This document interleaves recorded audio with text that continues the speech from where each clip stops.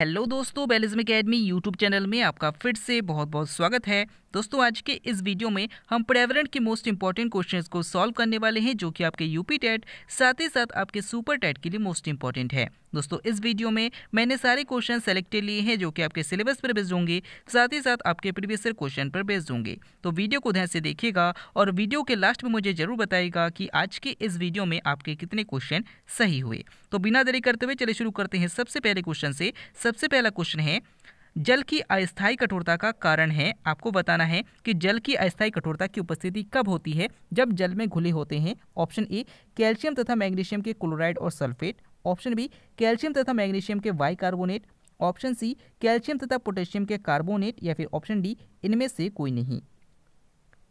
इसका सही आंसर हो जाएगा ऑप्शन बी, कैल्शियम तथा मैग्नीशियम के बाइकार्बोनेट। दोस्तों, याद रखिएगा कि जल की अस्थायी कठोरता तब होती है जब जल में घुले होते हैं कैल्शियम तथा मैग्नीशियम के बाइकार्बोनेट। लेकिन अगर आपसे क्वेश्चन घुमाकर पूछा जाता है कि जल की स्थायी कठोरता कब होती है, तो याद रखिएगा कि जब जल में कैल्शियम और मैग्नीशियम के क्लोराइड और सल्फेट घुले होते हैं तब जल की स्थायी कठोरता होती है। तो दोनों क्वेश्चन इंपॉर्टेंट है, याद रखिएगा। अगला क्वेश्चन, उच्च कोटि का कोयला कौन सा है? ऑप्शन आपके सामने है, एंथ्रासाइट कोयला। ऑप्शन बी, बिटुमिनस कोयला। ऑप्शन सी, लिग्नाइट कोयला। या फिर ऑप्शन डी, पीट कोयला। इसका सही आंसर हो जाएगा ऑप्शन ए, एंथ्रासाइट कोयला। दोस्तों, अगर आपसे पूछा जाता है कि सबसे उच्च कोटि का कोयला कौन सा है, तो एंथ्रासाइट कोयला है। लेकिन अगर आपसे पूछा जाता है कि सबसे निम्न कोटि का कोयला कौन सा है, तो पीट कोयला है। अगला नेक्स्ट क्वेश्चन है, राउफ किस राज्य का लोक नृत्य है? ऑप्शन आपके सामने है, Assam. Option B, Karnataka. Option C, Kerala. या फिर ऑप्शन डी, जम्मू कश्मीर। इसका सही आंसर हो जाएगा ऑप्शन डी, जम्मू कश्मीर। दोस्तों, अगर आपसे पूछा जाता है कि राउफ किस राज्य का लोक नृत्य है, तो जम्मू कश्मीर का है। अगर आपसे पूछा जाता है कि असम का प्रसिद्ध लोक नृत्य कौन सा है, तो बिहू है। केरल का कौन सा है, तो कथकली है। और कर्नाटक का प्रसिद्ध लोक नृत्य कौन सा है, तो याद रखिएगा, यक्षगान है। अगला क्वेश्चन, भारत में सबसे अधिक घड़ियाल किस राष्ट्रीय उद्यान में पाए जाते हैं? ऑप्शन आपके सामने है, पिनघाटी राष्ट्रीय उद्यान। ऑप्शन बी, भीतरकनिका राष्ट्रीय उद्यान। ऑप्शन सी, राजाजी राष्ट्रीय उद्यान। या फिर ऑप्शन डी, दाचिखम राष्ट्रीय उद्यान। इसका सही आंसर हो जाएगा ऑप्शन बी, भीतरकनिका राष्ट्रीय उद्यान। दोस्तों, याद रखिएगा कि भीतरकनिका राष्ट्रीय उद्यान जो कि उत्तराखंड में है, इसमें सबसे अधिक घड़ियाल पाए जाते हैं। अगर आपसे पूछा जाता है कि पिनघाटी राष्ट्रीय उद्यान कहाँ पर है, तो हिमाचल प्रदेश में है। राजाजी राष्ट्रीय उद्यान कहाँ पर है, तो उत्तराखंड में है। और दाचिकम राष्ट्रीय उद्यान कहाँ पर है, तो ये जम्मू कश्मीर में है। अगला क्वेश्चन, मार्श गैस किसे कहते हैं? ऑप्शन आपके सामने है, methane. Option B, hydrogen. Option C, helium. या फिर ऑप्शन डी, ऑर्गन। इसका सही आंसर हो जाएगा ऑप्शन ए, मीथेन। दोस्तों, याद रखिएगा कि मीथेन का फॉर्मूला होता है CH4 और मीथेन को मार्च गैस भी कहा जाता है। अगर आपसे पूछा जाता है कि जानवर की जुगाली पर कौन सी गैस निकलती है, तो मीथेन गैस निकलती है।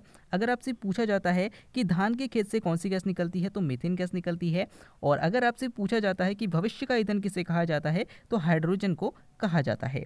अगला क्वेश्चन, इनमें से कौन सुमेलित नहीं है? ऑप्शन आपके सामने है, अंतर्राष्ट्रीय योग दिवस 21 जून। ऑप्शन बी, अंतर्राष्ट्रीय महिला दिवस 8 मार्च। ऑप्शन सी, विश्व हिंदी दिवस 14 सितंबर। या फिर ऑप्शन डी, विश्व ओजोन दिवस 16 सितंबर। इसका सही आंसर हो जाएगा ऑप्शन सी, विश्व हिंदी दिवस 14 सितंबर। दोस्तों, याद रखिएगा कि अंतर्राष्ट्रीय योग दिवस 21 जून को मनाया जाता है, बिल्कुल सही है। अंतर्राष्ट्रीय महिला दिवस 8 मार्च को मनाया जाता है, ये भी बिल्कुल सही है। विश्व ओजोन दिवस 16 सितंबर को मनाया जाता है, ये भी बिल्कुल सही है। लेकिन जो विश्व हिंदी दिवस है, ये 14 सितंबर को नहीं मनाया जाता, बल्कि ये 10 जनवरी को मनाया जाता है। अगर आपसे पूछा जाता है कि राष्ट्रीय हिंदी दिवस कब मनाया जाता है, तो 14 सितंबर को मनाया जाता है। तो दोनों क्वेश्चन अलग अलग है, याद रखिएगा। अगला क्वेश्चन, कॉकरोच में श्वसन अंग कौन सा है? ऑप्शन आपके सामने, कुलोम। ऑप्शन बी, वातक। ऑप्शन सी, फुफ्फुस। या फिर ऑप्शन डी, आलिंद। इसका सही आंसर हो जाएगा ऑप्शन बी, वातक। दोस्तों, याद रखिएगा कि कॉकरोच यानी कि तेलचट्टा का जो श्वसन अंग होता है, वो वातक यानी कि ट्रेकिया होता है। अगर आपसे पूछा जाता है कि मछली का श्वसन अंग कौन सा है होता है, तो कुलोम होता है, यानी कि गिल्स होता है। अगला क्वेश्चन, शीत रक्त जानवर कौन सा है? ऑप्शन आपके सामने है, मेढक। ऑप्शन बी, छिपकली। ऑप्शन सी, मछली। या फिर ऑप्शन डी, ए सभी। इसका सही आंसर हो जाएगा ऑप्शन डी, ये सभी। दोस्तों, याद रखिएगा कि शीत रक्त वाले जानवर यानी कि ठंडे रक्त वाले जानवर किन्हें कहा जाता है?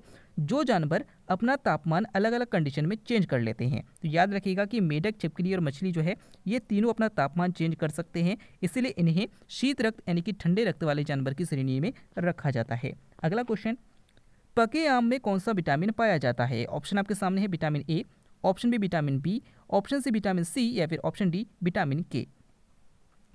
इसका सही आंसर हो जाएगा ऑप्शन ए विटामिन ए। दोस्तों याद रखिएगा कि पके हुए आम में विटामिन ए पाया जाता है और कच्चे आम में विटामिन सी पाया जाता है। तो दोनों क्वेश्चन इंपॉर्टेंट है, याद रखिएगा। अगर आपसे पूछा जाता है कि विटामिन ए का रासायनिक नाम क्या है, तो याद रखिएगा रेटिनॉल है। विटामिन बी का रासायनिक नाम कौन सा है, तो थायमिन है। विटामिन सी का रासायनिक नाम क्या है, तो एस्कॉर्बिक एसिड है। और विटामिन के का रासायनिक नाम क्या है, तो फिनोक्यूनान है। तो इंपॉर्टेंट है, याद रखिएगा। अगला क्वेश्चन, भूमि से जल को गुरुत्वाकर्षण के विरुद्ध पौधे के विभिन्न भागों तक पहुंचाने की क्रिया क्या कहलाती है? ऑप्शन आपके सामने है बाष्पोत्सर्जन, ऑप्शन बी रसारोहण, ऑप्शन सी दीप्तिकालिता या फिर ऑप्शन डी इनमें से कोई नहीं। दोस्तों यहाँ पर आपसे ये पूछा गया है कि जो पौधे होते हैं, पौधों में जो पानी है वो क्या करते हैं, वो भूमि से ऊपर की ओर चढ़ते हैं। वैसे तो अगर हम फल देखें, कोई भी चीज़ देखें, वो धरती पर गिरता है, लेकिन भूमि से जल को पौधे के विभिन्न भागों तक गुरुत्वाकर्षण के विरुद्ध उल्टी साइड में यानी कि ऊपर की तरफ भेजा जाता है। तो इस क्रिया को क्या कहा जाता है? इसका सही आंसर हो जाएगा ऑप्शन बी रसारोहण। दोस्तों याद रखिएगा कि पौधे के विभिन्न भागों तक भूमि से जल को पहुंचाने की क्रिया रसारोहण कहलाती है। अगला क्वेश्चन, लाइकेन किसका उदाहरण है? ऑप्शन आपके सामने है परजीविता, ऑप्शन बी सहजीविता, ऑप्शन सी सहभोजिता या फिर ऑप्शन डी प्रतिस्पर्धा। इसका सही आंसर हो जाएगा ऑप्शन बी सहजीविता। दोस्तों याद रखिएगा कि सहजीवी संबंध किनमें होता है, जब दो जानवर या दो जीव एक साथ रहते हैं और इनसे दोनों को फायदा होता है तो उसे सहजीविता वाला संबंध कहा जाता है। याद रखिएगा कि जो लाइकेन होता है, लाइकेन किसे कहते हैं, तो लाइकेन में ध्यान रखिएगा कि नीचे क्या होता है, तो नीचे कवक होता है, ऊपर शैवाल होता है। शैवाल क्या करता है कि सूर्य की उपस्थिति में प्रकाश संश्लेषण द्वारा भोजन बनाता है और कवक को देता है, और कवक क्या करता है, इस शैवाल को नीचे से आधार प्रदान करता है। तो दोनों को फायदा होता है, यानी कि इन दोनों में सहजीवी संबंध पाया जाता है। अगर आपसे पूछा जाता है कि लिटमस पेपर किससे प्राप्त किया जाता है, तो याद रखिएगा लाइकेन से प्राप्त किया जाता है। अगला क्वेश्चन, अमीनो अम्ल किसमें मिलते हैं? ऑप्शन आपके सामने है वसा, option B protein, option C carbohydrate या फिर ऑप्शन डी तेल। इसका सही आंसर हो जाएगा ऑप्शन बी प्रोटीन। दोस्तों याद रखिएगा कि जो प्रोटीन होते हैं वो अमीनो अम्ल के बहुलक होते हैं। तो ये क्वेश्चन आपके यूपी टेट 2019 से पूछा गया है, याद रखिएगा। अगला क्वेश्चन, चींटी में कितने पैर होते हैं? ऑप्शन आपके सामने है 6, ऑप्शन बी 4, ऑप्शन सी 8 या फिर ऑप्शन डी 10। इसका सही आंसर हो जाएगा ऑप्शन ए 6। दोस्तों याद रखिएगा कि जितने भी कीट हैं उनका एक खास लक्षण ये है कि जो कीट होते हैं, कीटों में 3 जोड़ी टांगे पाई जाती है। तो याद रखिएगा 3 जोड़ी मतलब 6 टांगे पाई जाती है। तो चींटी में भी 6 टांग पाए जाते हैं क्योंकि ये कीट वर्ग में है। लेकिन अगर आपसे पूछा जाता है कि क्या मकड़ी एक कीट है, तो याद रखिएगा कि मकड़ी कीट नहीं है, क्योंकि इनमें 3 जोड़ी टांगे नहीं पाई जाती बल्कि 4 जोड़ी टांगे पाई जाती है। अगला क्वेश्चन, राज्यसभा का पदेन अध्यक्ष कौन होता है? ऑप्शन आपके सामने है राष्ट्रपति, ऑप्शन बी महान्यायवादी, ऑप्शन सी उपराष्ट्रपति या फिर ऑप्शन डी इनमें से कोई नहीं। इसका सही आंसर हो जाएगा ऑप्शन सी उपराष्ट्रपति। दोस्तों याद रखिएगा कि जो राज्यसभा का सभापति होता है वो भारत का उपराष्ट्रपति होता है। तो आपसे ये क्वेश्चन बहुत पूछा जाता है। अगर आपसे पूछा जाता है कि राज्यसभा का पहला सभापति कौन था, तो याद रखिएगा SV कृष्णमूर्ति थे। अगला क्वेश्चन, इनमें से कौन सुमेलित नहीं है? ऑप्शन आपके सामने है गायत्री मंत्र ऋग्वेद, ऑप्शन बी संगीत सामवेद, ऑप्शन सी जादू टोना अथर्ववेद या फिर ऑप्शन डी यज्ञ सामवेद। इसका सही आंसर हो जाएगा ऑप्शन डी यज्ञ सामवेद। दोस्तों याद रखिएगा कि गायत्री मंत्र की चर्चा ऋग्वेद में है, संगीत की चर्चा सामवेद में है, जादू टोना की चर्चा जो है वो अथर्ववेद में है, और जो यज्ञ की चर्चा है वो सामवेद में नहीं है बल्कि ये यजुर्वेद में है। तो इंपॉर्टेंट है, याद रखिएगा। अगला क्वेश्चन, नहरों का नगर किसे कहा जाता है? ऑप्शन आपके सामने है Pakistan, option B Venice, option C Bangladesh या फिर ऑप्शन डी फिनलैंड। इसका सही आंसर हो जाएगा ऑप्शन बी वेनिस। दोस्तों अगर आपसे पूछा जाता है कि नहरों का नगर किसे कहते हैं, तो वेनिस कहते हैं। लेकिन अगर आपसे पूछा जाता है कि नहरों का देश किसे कहते हैं, तो पाकिस्तान को कहते हैं। अगर आपसे पूछा जाता है कि नदियों का देश किसे कहते हैं, तो बांग्लादेश को कहते हैं। और अगर आपसे पूछा जाता है कि झीलों का देश किसे कहा जाता है, तो फिनलैंड को कहा जाता है। इंपॉर्टेंट है, याद रखिएगा। अगला क्वेश्चन, भारत का दूसरा सबसे बड़ा मैनग्रोव कौन सा है? ऑप्शन आपके सामने Sundarban, option B Bhitarkanika, option C Keoladeo या फिर ऑप्शन डी पिनघाटी।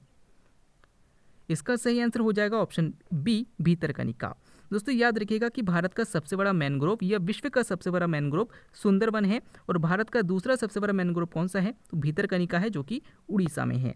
अगला क्वेश्चन, भारतीय संविधान में वन को किस सूची में रखा गया है? ऑप्शन आपके सामने है संघ सूची, ऑप्शन बी राज्य सूची, ऑप्शन सी संवर्ती सूची या फिर ऑप्शन डी इनमें से कोई नहीं। इसका सही आंसर हो जाएगा ऑप्शन सी संवर्ती सूची। दोस्तों याद रखिएगा कि जो वन है वो संवर्ती सूची का विषय है। अगला क्वेश्चन, इनमें से कौन सम्मिलित नहीं है? ऑप्शन आपके सामने है coffee board Karnataka, option B चाय board Paschim Bengal, option C तंबाकू बोर्ड आंध्र प्रदेश या फिर ऑप्शन डी मसाला बोर्ड असम। इसका सही आंसर हो जाएगा ऑप्शन डी मसाला बोर्ड असम। दोस्तों याद रखिएगा कि कॉफ़ी बोर्ड का मुख्यालय कर्नाटक में है, बिल्कुल सही है। चाय बोर्ड का मुख्यालय पश्चिम बंगाल में है, ये भी बिल्कुल सही है। तंबाकू बोर्ड का मुख्यालय गुंटूर आंध्र प्रदेश में है, ये भी बिल्कुल सही है। लेकिन जो मसाला बोर्ड का मुख्यालय है वो असम में नहीं है, बल्कि ये केरल में है। तो याद रखिएगा, इंपॉर्टेंट है। अगला क्वेश्चन, सामाजिक वानिकी एवं पारिस्थितिकी पुनर्स्थापन संस्थान कहाँ स्थित है? ऑप्शन आपके सामने है Dehradun, option B Prayagraj, option C Bhopal या फिर ऑप्शन डी लखनऊ। इसका सही आंसर हो जाएगा ऑप्शन बी प्रयागराज। दोस्तों याद रखिएगा कि सामाजिक वानिकी एवं पारिस्थितिकी पुनर्स्थापन संस्थान प्रयागराज में है, जिसका नाम पहले इलाहाबाद था। तो ये क्वेश्चन भी कई बार एग्जाम्स में पूछा गया है, याद रखिएगा।